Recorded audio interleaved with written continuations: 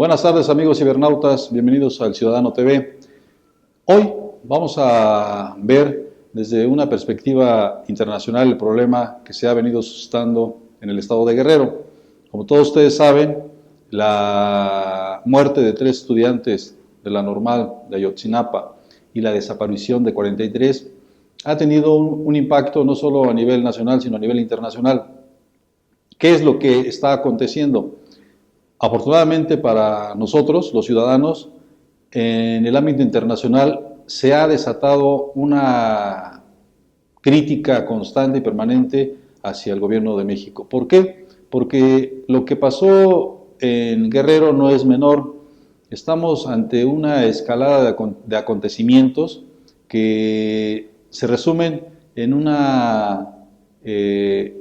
autoritarismo claro del gobierno actual y que desde nuestro punto de vista representa una estrategia debidamente articulada para infundir temor. ¿Qué es lo que Guerrero representa actualmente a nivel internacional? Representa la lucha por la dignidad y por las voces que claman justicia.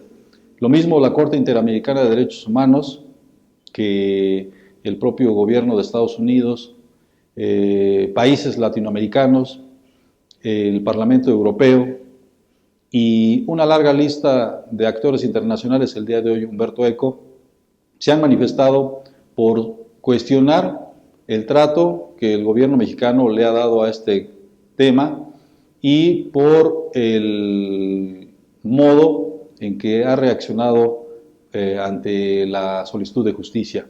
La misma Amnistía Internacional ha expresado su preocupación.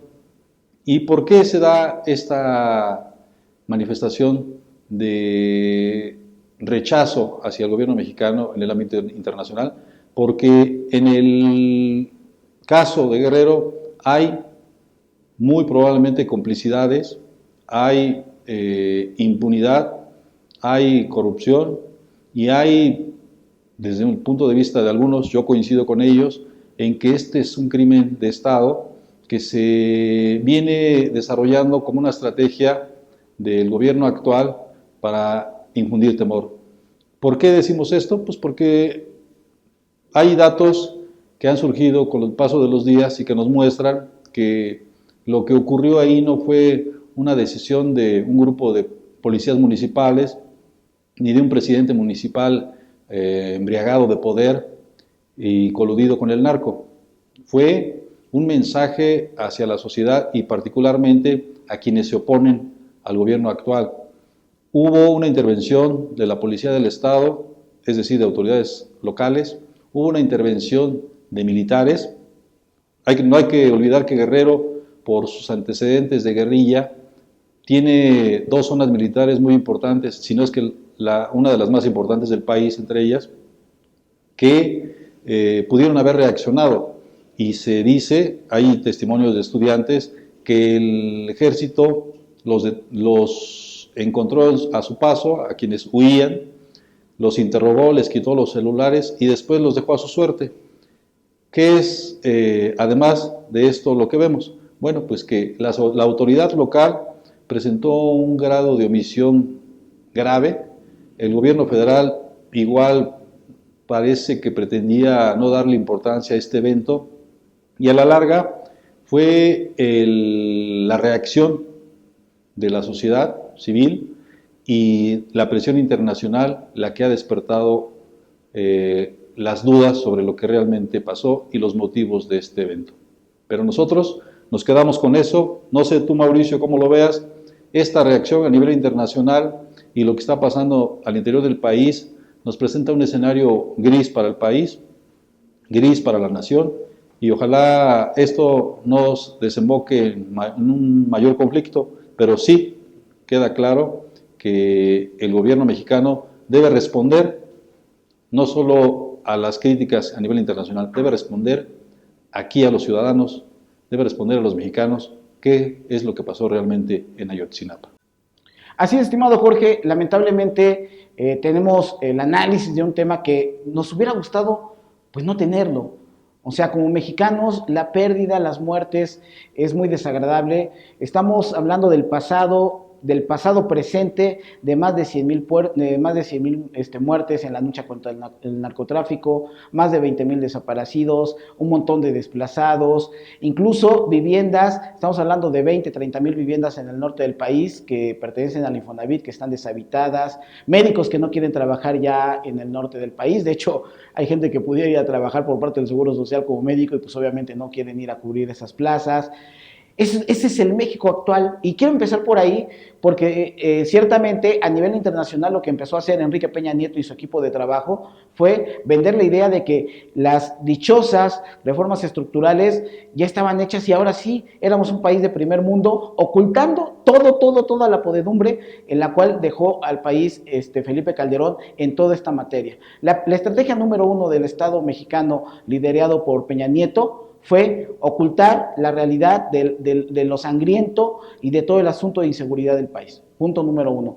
La segunda estrategia fue difundir a nivel internacional que éramos un país boyante y que había control y una situación realmente de bonanza como para que la gente viniera a invertir. Tercer punto fue aquí utilizar a los medios de comunicación para que en la política interna también se generara esa intencionalidad. En uno de los videos aquí que platicamos, Jorge, tenía que ver precisamente de cómo han venido vendiendo la idea de que, bueno, pues las reformas estructurales de la noche a la mañana supuestamente nos iban a dar el nivel y la calidad de vida que deseamos desde hace, pues yo desde que me acuerdo, 30, 40 años, y que en la realidad pues eso no iba a ocurrir. Tan es así que ahora cada uno de los sectores, el sector educativo, Emilio Chaifet ha declarado y dicho de boca propia que, bueno, pues sí estaba la reforma educativa, pero que él no iba a garantizar que de la noche a la mañana la educación cambiara. Otro que ha dicho lo mismo es nada más y nada menos que el secretario de Hacienda, Videgaray, que también dijo, bueno, pues sí, ya está hecha la reforma, las reformas estructurales, pero no podemos garantizar que de la noche a la mañana los dineros lleguen a la bolsa de los mexicanos y de las mexicanas. Los que sí están como unos voraces esperando que todo esto se diera era el ámbito internacional. La pregunta es si con un país incendiado ahora van a venir las grandes transnacionales a invertir aquí. Ese es el cuestionamiento. ¿Qué va a suceder cuando el día de ayer, 13 de octubre, lunes 13 de octubre, en unos, fíjense nada más, amigos cibernautas, uno de los ejes importantes de las cuales se hace de divisas el país es el turismo.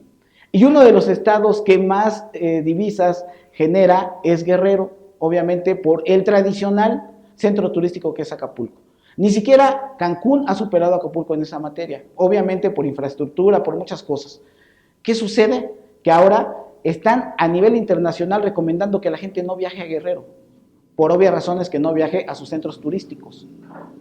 ¿Qué va a suceder con esta situación cuando el día de ayer, el día 13, pues son quemados el Palacio de Gobierno ahí en Chilpancingo? En donde con la furia que desata todos estos acontecimientos hace que la población se enardezca y esto va. Cuando el día de hoy está viajando gente de Michoacán, también de las normales rurales, a apoyar a los muchachos de Ayotzinapan. Cuando estamos viendo que el movimiento del Politécnico se ha sumado, pero ahora también el día de hoy, 14 de octubre, la UNAM y la UAM hacen un paro de 48 horas y además también la pedagógica. Cuando también la UACM del Distrito Federal se va a sumar, es decir, el caldo de cultivo ha ido creciendo. Empiezan a haber analistas colombianos que nos dicen que hay un paralelismo entre lo que nosotros también hemos dicho desde hace tiempo, el paralelismo que existe entre Colombia y México, que le está sucediendo a México lo mismo que le sucedió a Colombia en los años 70 y 80, pero en los años 80 y 90, con el narcoterrorismo. Y bueno, todo esto que se ha dado, que son muertes, se acaban de ver otras fosas allá, descubrí otras fosas allá en Guerrero, pero además de las fosas que están aquí en el Estado de México. Entonces, la situación real del país es realmente preocupante, encendido el país en diferentes focos rojos, y bueno, pues ya se le está cayendo el maquillaje a Enrique Peña Nieto y a su telenovela. Lamentamos que esto suceda porque es nuestro país. Nos gustaría ver realmente el país que ellos sueñan o ellos están viendo en su idilio, porque eso sería realmente que todos estuviéramos bien. No le apostamos nosotros a que Enrique Peña Nieto le vaya mal. Lo que sí te queremos es señalar que están mal las cosas, porque lo que han hecho ellos es ocultarlo. Y precisamente porque son gobiernos insensibles, porque sus políticas neoliberales lo que han generado es precisamente esta situación. No hay un solo país del continente latinoamericano que podamos hablar que tienen una bonanza, que nunca estén metidos en una crisis. Repasemos, Brasil supuestamente ha venido creciendo y con el campeonato del mundo nos enteramos lo que es realmente las entrañas del país brasileño.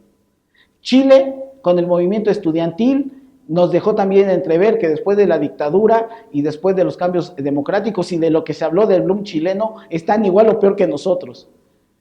Estamos hablando de dos de las economías más fuertes del continente americano. Bueno, ¿qué podríamos hablar de Argentina, que están peor que nosotros? ¿Qué podríamos hablar en este caso de los países que sí han sido gobernados por gobiernos izquierdistas, como el caso de Uruguay, o en el caso de Ecuador, o en el caso de Bolivia, que el día domingo se vuelve a agenciar un triunfo Evo Morales, cuando realmente sus países no tienen el nivel de desarrollo que nosotros sí tenemos? Esa es la realidad, esa es la triste realidad. En todo este continente, el único o los únicos países que van en avanzada, agandallándose, en este caso los gabachos, todos los dineros, pues son ellos, y el caso de Canadá, que con una política exterior mucho más discreta, pues también ahí están, pero todos los demás estamos en unas condiciones paupérrimas. Pero pasa lo mismo con el continente africano, pasa lo mismo con la mayoría del continente asiático, y pasa también incluso con países europeos que están subsumidos en crisis importantes. Entonces, el mundo entero, en este momento, a través de los grandes organismos, pues se generan estas crisis para que todos recurran a los grandes organismos. ¿Y quiénes creen que prestan la lana? Pues estos organismos, ¿no? ¿Quién gana? ¿Quién gana con la sangre de este país? ¿Quién gana con la compra de armamento? ¿Quién gana con la compra de droga? ¿Quién gana con todo el asunto de la inseguridad? Preguntémonos, ¿quién gana con todo esto? Entonces, compañero Jorge, es muy lamentable tener que abordar estos temas, porque lo que nos pone en una situación es realmente de poder decir en este momento que el país está en una de las peores crisis que ha tenido durante muchos. Es más, ni siquiera con aquellas crisis financieras en donde bueno, pues el dólar se disparaba de manera contundente, existía todo el caldo de cultivo que hoy ha acumulado el panismo y el priismo. Por algún motivo se ha dado esto, más de 30 millones de jóvenes, en donde son violentados los jóvenes, especialmente los jóvenes han sido violentados, y ese es un mensaje muy malo que está dando el crimen organizado, en donde es muy difícil separar quién es quién, porque están coludidos, porque están metidos. Ya nos dimos cuenta que forman parte de los gobiernos municipales, estatales e incluso federales. Así que bueno, pues la podredumbre, eso es lo que tenemos. Ese es el México actual, ese es el México real, lamentablemente. Más allá del análisis, poco a poco todos tenemos que hacer lo suficiente, cada quien en su pequeño espacio, para que transformemos realmente este país. Y ojo, desmovilicemos a México. No sigamos lo que dice en ese momento Enrique Peña Nieto, que ellos están moviendo a México. No, hay que desmovilizarlo por una razón. Ese tipo de movimiento no queremos. Queremos un país en paz, queremos un país próspero, queremos un país en donde la calidad de vida de todos los ciudadanos sea completamente diferente. Pues lo dejamos hasta aquí. Si les gusta lo que aquí decimos, suscríbanse al canal, denle like y regresamos con otro tema.